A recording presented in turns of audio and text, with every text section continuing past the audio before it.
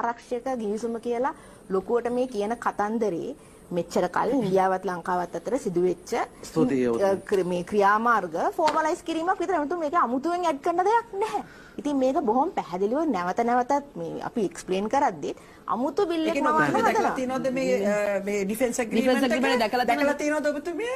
මොකද ඔබතුමිය කියනවා ඒකේ කිසිම දෙයක් අඩංගු නැහැ කියලා. ඒ කියන්නේ ඔබතුමියට ඒක දීලා තියෙනවා අපේ පාර්ලිමේන්තු මන්ත්‍රීවරයෙක්. ඔබතුමියට හම්බ වෙයි. ඔබතුමියට හම්බ වෙයි. දවස් 14යි යන තොරතුරු දැනගැනීම පරිදි යටතේ ඕන දෙයක් කරගන්න. අරගන්න ඉන්නවා. භාජන නියෝජිතයන් නියෝජනය කරනවා.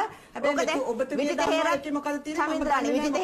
විජිත හේරත් ඇමතිතුමා දැන් දවස් දෙකක් වෙනවා මේක කියලා. මේක ඔයගොල්ලෝ ඉල්ලුවද? නෑ ඔබතුමිය කිව්වනේ කිසිම අහිතකර එකක් නෑ කියලා. ඒ කියන්නේ ඔබතුමිය මේක දැකලා තියෙනවද කිවිසම? සාමෙන්ද්‍රානි මෙහෙමනේ මගේ රජය පොඩකින් ඕව මම දැකලා දෙනවා පළවෙනි කාරණේ. දැකලා තියෙනවා.